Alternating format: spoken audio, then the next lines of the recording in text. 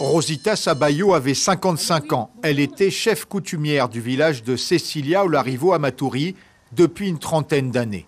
Son frère, Antoine Théodore Yubitana, avait 61 ans, chef du village lui aussi en son temps, avant de laisser la place à Rosita pour devenir son adjoint. Tous deux sont décédés hier après-midi de la Covid à l'hôpital de Cayenne. À Cecilia, c'est la tristesse et le deuil. Thierry a perdu coup sur coup sa tante et son oncle. Ça a fait un choc, franchement, un choc énorme. Ma tante partir, franchement j'ai des frissons, je pensais pas ça.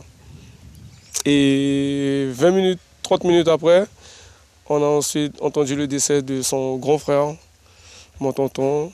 Et deuxième choc de suite comme ça.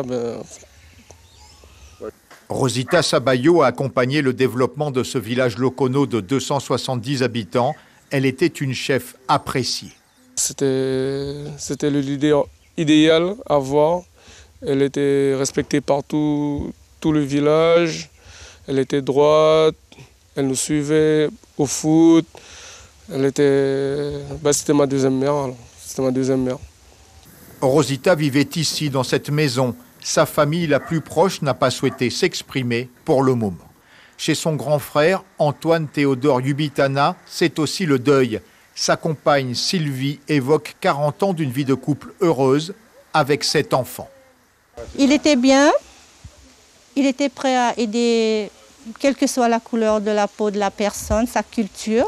Quelqu'un qui travaille beaucoup, qui n'aime pas rester assis à ne rien faire.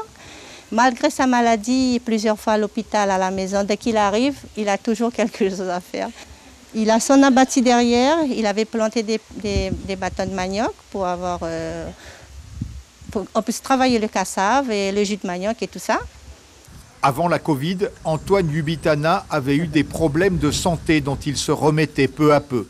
Lui, comme sa sœur, avait reçu une première dose de vaccin contre la Covid, ce qui offre une protection incomplète.